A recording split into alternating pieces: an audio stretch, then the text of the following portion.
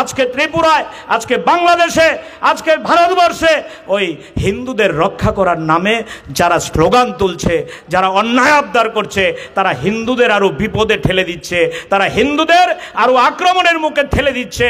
এখানে ওই হিন্দু মৌলবাদকে প্রশ্রয় দেওয়া মানে বাংলাদেশে মুসলিম মৌলবাদ প্রশ্রয় পাওয়া। এখানে একজন মুসলিম সংখ্যালঘুর উপর আক্রমণ হওয়া মানে বাংলাদেশে আরেকটা আমার হিন্দু ভাইয়ের উপর আক্রমণকে ত্বরান্বিত করা। I am Hindu, mad Hindu, কিন্তু আমি এখানে পলিটিক্সের বাইরে আপনাকে বলছি। আপনি যখন লিখেছিলেন যে রাজনীতির ঊর্ধ্বে, আমি এতটুকু কথা বলতে চাই স্যার, এরকম উস্কানিমূলক জিনিস লিখবেন না। আপনাকে আমি আপনাকে বিনীত নিবেদন করছি।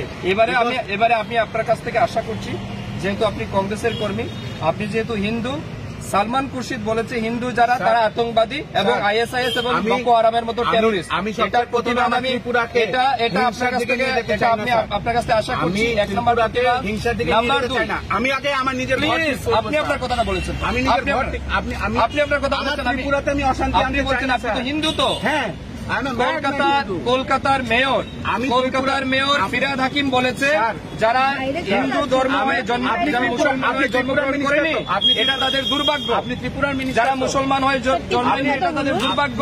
আমি চাইছি আপনি কংগ্রেস কর্মী হিসেবে এটা প্রতিবাদ করবেন। 100বার ঠিক আছে, ত্রিপুরা রাজ্য আমি কংগ্রেস বলছি যে অন্যদের সহযোগিতায় যেভাবে আতঙ্কবাদী টেরোরিস্টরা ঢুকছে এটা প্রতিবাদ করা আপনারা ঢুকাচ্ছে। ওকে, চলো, থ্যাংক ইউ। পরে দেখা হবে। আর কবে পলিটিক্যালি ডিবেট করবে আমার সাথে? ঠিক আছে, পলিটিক্যালি কবে ডিবেট করতে চাও বসবে। কেমন কংগ্রেসের ইতিহাস কি, বিজেপির ইতিহাস কি, সবাই জানে কংগ্রেসের ইতিহাস। কংগ্রেস মাথায় রাখবে 1946 সালে কংগ্রেস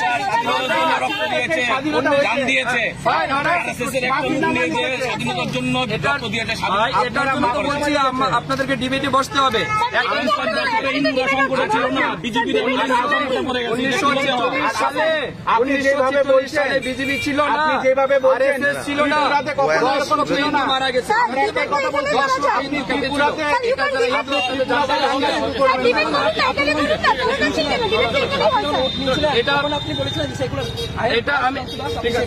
আমি সেকুলার বলিনি।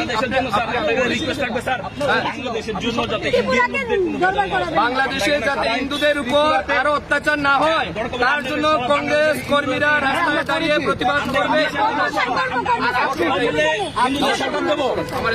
এইভাবে মৌলবাদকে নিধন করা যায় না, এইভাবে সাম্প্রদায়িকতাকে বিনাশ করা যায় না, এইভাবে আমাদের ওই দেশে দেশে ওই ধর্মনিরপেক্ষতার লড়াইকে জোরদার করা যায় না। ধর্মনিরপেক্ষতার লড়াইকে যদি জোরদার করতে হয়, ধর্মনিরপেক্ষ রাষ্ট্র যদি তৈরি করতে হয়, তাহলে প্রধান এবং প্রথম শর্ত হচ্ছে মানুষের উপর বিশ্বাস হারানো পাপ। রবীন্দ্রনাথের এই কথাকে মর্যাদা দেওয়া, একই বৃন্তে দুটি কুসুম হিন্দু মুসলমান, এই কথাকে মর্যাদা দেওয়া। সংখ্যালঘুদের উপর আক্রমণ আজকে গোটা পৃথিবীতে, গোটা দেশে, গোটা রাজ্যে আমাদের কাছে সবচেয়ে সেন্সিটিভ যে বিষয় সেটা হচ্ছে এই সংখ্যালঘু নির্যাতনের প্রশ্ন। না বন্ধু, গোটা দুনিয়ার যেখানে এই সংখ্যালঘুরা নির্যাতিত সবার আগে যারা আওয়াজ তোলে তার নাম হচ্ছে লাল ঝান্ডা। বাংলাদেশে হিন্দুরা নির্যাতিত হলে লাল ঝান্ডা প্রতিবাদে নামে। ত্রিপুরায় যদি মুসলমানরা নির্যাতিত হয় লাল ঝান্ডা প্রতিবাদে নামে। মায়ানমারে যদি বুদ্ধিস্টরা ওই সেখানে আক্রান্ত হয় লাল ঝান্ডা ভারতবর্ষে প্রতিবাদ করে। আমরা রবীন্দ্রনাথের কথাকে বিশ্বাস করি, আমরা নজরুলের কথাকে বিশ্বাস করি, আমরা কবিরের কথাকে বিশ্বাস করি। আপনারা জানেন বিবেকানন্দ ওই গোটা পৃথিবীর, গোটা ভারতবর্ষের অন্যতম শ্রেষ্ঠ দার্শনিক এবং সন্ন্যাসী।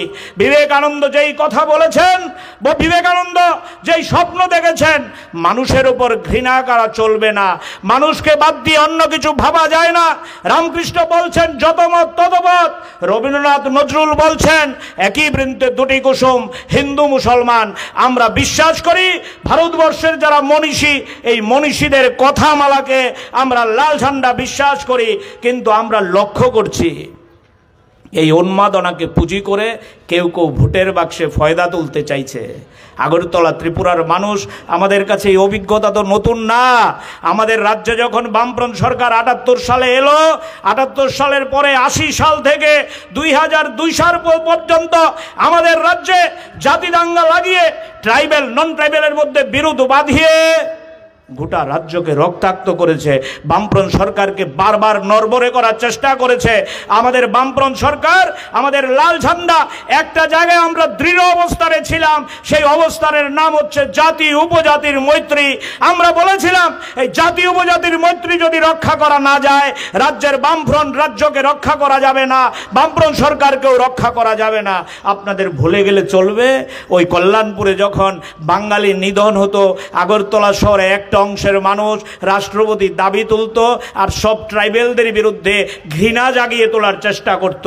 আমরা সেদিন বারবার বলেছি, কল্যাণপুরে যারা বাঙালি খুন করেছে তার জন্য সব ট্রাইবেল দায়ী না। ট্রাইবেলরা বাঙালিদেরকে রক্ষা করার জন্য গ্রামে গ্রামে লড়াই করেছে, গ্রামে গ্রামে পাহারা দিয়েছে, অনেক ট্রাইবেল তার জন্য খুন হতে হয়েছে। আনন্দ রুয়াজা থেকে গগনজয় ত্রিপুরা আমাদের রাজ্যে শহীদ হয়েছে বাঙালিদেরকে রক্ষা করতে গিয়ে। আবার ট্রাইবেলদের রক্ষা করতে গিয়ে অনেক বাঙালি বন্ধু খুন হয়েছেন। তার নাম হচ্ছে তপন চক্রবর্তী, তার নাম হচ্ছে গৌতম দত্ত। রাজ্যের সম্প্রীতি রক্ষার লড়াইয়ে তারা সেনানীর ভূমিকা পালন করেছে। আজকে যদি প্রয়োজন হয় গোটা দেশে গোটা রাজ্যে ওই হিন্দু মুসলমানের ঐক্য রক্ষার জন্য বামপন্থীরা রক্ত দিতে দ্বিধাবোধ করবে না, লড়াইয়ের রাস্তায় থাকতে দ্বিধাবোধ করবে না। আমরা ঐক্যে বিশ্বাস করি, আমরা সম্প্রীতিতে বিশ্বাস করি। ওই নজরুলের গান ওই শিল্পী ভুন্টা যে গাইছিল, একই বৃন্তে দুটি কুসুম হিন্দু মুসলমান, এই বাণীকে মর্যাদা দেওয়ার জন্য আমরা লাল ঝান্ডা আজকে কামাই সুবনতলা রোডে এই প্রতিবাদ সমাবেশের আহ্বান করেছি। আমি দেখছিলাম আগরতলা শহরের একজন প্রথিতযশা সাংবাদিক ফেসবুকে পোস্টিং দিয়েছেন, বাংলাদেশের সাংবাদিক বন্ধু ওনার কাছে সাক্ষাৎকারের জন্য এসেছেন। বাংলাদেশের সাংবাদিক বন্ধুদের জিজ্ঞেস করছেন যে বাংলাদেশের অবস্থা কিরকম। বাংলাদেশের সাংবাদিক বন্ধুরা আমাদের আগরতলার সাংবাদিক বন্ধুকে বলছেন, বিশ্বাস করবেন কিনা জানি না, বাংলাদেশের সব খবর গোটা পৃথিবীতে যাচ্ছে না, বাংলাদেশে যত ঘটনা ঘটছে তার থেকে বেশি রটনা হচ্ছে। এই নিয়ে তুল্যমূল্য বিচার করার জন্য আমি এখানে দাঁড়াইনি। বাংলাদেশে যদি একজন হিন্দুও নির্যাতিত হয়, লাল ঝান্ডা সবার আগে নিন্দা জানাবে। বাংলাদেশের এই মৌলবাদীদের আস্ফালনের বিরুদ্ধে সবার আগে সিপিআইএম পলিট ব্যুরো বিবৃতি দিয়েছে।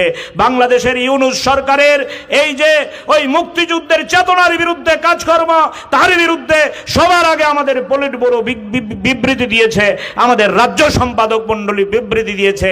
আমাদের ইউনূস সরকারের প্রতি কোনো দুর্বলতা নেই, বাংলাদেশের এই সরকারের প্রতি কোনো দুর্বলতা নেই। আমরা চাই বাংলাদেশে গণতন্ত্র ফিরে আসুক, বাংলাদেশে আবার ওই যে হিন্দু মুসলমান বৌদ্ধ খ্রিস্টান সবাই মিলেমিশে থাকতো, ধর্মনিরপেক্ষ রাষ্ট্র, এরকম রাষ্ট্রে আবার বাংলাদেশ পরিণত হোক। আবার ভারতবর্ষেও আমরা সবার আগে রক্ত দিচ্ছি, আমরা সবার আগে লড়াই করছি। ওই যারা ভারতবর্ষের সংবিধান নামক বইটাকে ছিঁড়ে টুকরো টুকরো করে দিতে চাইছে, আপনারা লক্ষ্য করবেন প্রতিদিন ভারতবর্ষের সংবিধানের ধর্মনিরপেক্ষ শব্দটাকে বাদ দেওয়ার জন্য দিল্লির শাসক গোষ্ঠী প্রতিদিন লড়ছে, ধর্মনিরপেক্ষ শব্দ বাদ দিয়ে দেব সংবিধান থেকে। আমাদের সংবিধানের যে ভাবনা কথাবার্তা এগুলোকে বাদ দিয়ে দেব। আজকে ভারতবর্ষে সবচেয়ে বড় বড় লড়াইয়ের নাম হচ্ছে সংবিধানকে রক্ষা করা। আজকে ভারতবর্ষের সাংসদরা যখন শপথ নিতে সংসদে যান, হাতে সংবিধান নিয়ে যান। আমি আপনাদের কাছে জিজ্ঞেস করি, যেই দেশের সরকার আমাদের সংবিধানকে রক্ষা করার জন্য শক্ত ভূমিকা গ্রহণ করতে পারে না, যেই দেশের সরকার আমাদের সংবিধানের প্রস্তাবনা, যেই প্রস্তাবনা আমরা ক্লাস 6-এ 7-এ 8 স্কুলের মধ্যে মুখস্থ করতাম, আমাদের রাষ্ট্রবিজ্ঞানের শিক্ষকরা আমাদের স্কুলের দেয়ালের মধ্যে এই সংবিধানের প্রস্তাবনা লিখে দিত। যারা এই সংবিধানের প্রস্তাবনা রক্ষা করতে পারে না, তারা বাংলাদেশের নাগরিকদের রক্ষা করবে, এটা বিশ্বাস করা যায়? তাই আমি বলবো, আজকে ত্রিপুরায়, আজকে বাংলাদেশে, আজকে ভারতবর্ষে ওই হিন্দুদের রক্ষা করার নামে যারা স্লোগান তুলছে, যারা অন্যায় আবদার করছে, তারা হিন্দুদের আরো বিপদে ঠেলে দিচ্ছে, তারা হিন্দুদের আরো আক্রমণের মুখে ঠেলে দিচ্ছে। এখানে ওই হিন্দু মৌলবাদকে প্রশ্রয় দেওয়া মানে বাংলাদেশে মুসলিম মৌলবাদ প্রশ্রয় পাওয়া। এখানে একজন মুসলিম সংখ্যালঘুর উপর আক্রমণ হওয়া মানে বাংলাদেশে আরেকটা আমার হিন্দু ভাইয়ের উপর আক্রমণকে ত্বরান্বিত করা। এইভাবে মৌলবাদকে নিধন করা যায় না, এইভাবে সাম্প্রদায়িকতাকে বিনাশ করা যায় না, এইভাবে আমাদের ওই দেশে দেশে ওই ধর্মনিরপেক্ষতার লড়াইকে জোরদার করা যায় না। ধর্মনিরপেক্ষতার লড়াইকে যদি জোরদার করতে হয়, ধর্মনিরপেক্ষ রাষ্ট্র যদি তৈরি করতে হয়, তাহলে প্রধান এবং প্রথম শর্ত হচ্ছে মানুষের উপর বিশ্বাস হারানো পাপ। রবীন্দ্রনাথের এই কথাকে মর্যাদা দেওয়া, একই বৃন্তে দুটি কুসুম হিন্দু মুসলমান, এই কথাকে মর্যাদা দেওয়া। ওই আমাদের কবির যে বলছেন আমি আল্লাহরও সন্তান, ঈশ্বরেরও সন্তান, এই কথাকে মর্যাদা দেওয়া। তাই চলুন আজকের এই প্রতিবাদ সমাবেশ থেকে মুষ্টিবদ্ধ হাত দিয়ে পাড়ায় যান, এলাকায় যান, অলিতে যান, গলিতে যান, আপনার পার্টি সংগঠনের এলাকায় যান, গিয়ে মানুষকে জাগরিত করুন, মানুষকে সজাগ করুন। অনেক হয়েছে, আর না। 2018 সালের পরে আমাদের রাজ্যকে অনেকভাবে নানান কায়দায় রক্তাক্ত করেছে। যারা আজকে জাতীয় পতাকা নিয়ে বাজার গরম করার চেষ্টা করছে, জাতীয় পতাকা নিয়ে দেশদ্রোহী এই স্লোগান বাজার গরম করার চেষ্টা করছে, তারা আমাদের অনেক পতাকাকে ড্রেনে ফেলেছে, রক্তাক্ত করেছে, লাল ঝান্ডাকে পুড়িয়েছে, লাল অফিসকে পুড়িয়েছে, লাল ঝান্ডার অনেক বন্ধুদেরকে তারা আক্রান্ত করেছে। তাই বন্ধুদের কাছে আহ্বান করব, আজকে এই প্রতিবাদ সমাবেশ ঘুরে দাঁড়ানোর সমাবেশ। চলুন আমরা পাড়ায় পাড়ায় যাই, মানুষের কাছে যাই। মানুষ হচ্ছে আমাদের শ্রেষ্ঠ জায়গা। মানুষকে সংগঠিত করে আমাদের দেশে হিন্দু মৌলবাদ, বাংলাদেশে মুসলিম মৌলবাদ, ওই আমাদের যে দৈনন্দিন জীবনের সমস্যা, এই সমস্যা থেকে নজর ঘুরিয়ে দেওয়ার জন্য আমাদেরকে মাঠে নামিয়ে দিয়েছে নকল যুদ্ধে। এই নকল যুদ্ধে আমরা লড়তে চাই না, আমরা আসল যুদ্ধে লড়তে চাই। ওই যেই লড়াইয়ে নেমেছে আমাদের রাজ্যের যুবকরা কাজের দাবিতে, নেশার বিরুদ্ধে, যেই লড়াইয়ে নেমেছে আমাদের নারীরা নারীদের নিরাপত্তার দাবিতে, যেই লড়াইয়ে নেমেছে আমাদের ছাত্ররা সবার জন্য শিক্ষার দাবিতে, যেই লড়াইয়ে নেমেছে আমাদের রাজ্যের মেহনতি মানুষ জিনিসপত্রের দাম কমানোর দাবিতে। চলুন আমরা এই দাবি নিয়ে গোটা রাজ্যকে ওই লড়াইয়ে আন্দোলিত করে আমাদের রাজ্যের মধ্যে পাথরের মতো যেই সরকারটা বসে আছে, এই সরকারটা টনক নাড়ানোর জন্য গোটা রাজ্যে আগরতলা থেকে ভূমিকা গ্রহণ করে গোটা রাজ্যকে নাড়িয়ে তুলি। এই শপথ আজকে এই প্রতিবাদ সমাবেশ থেকে আপনারা নিয়ে যাবেন।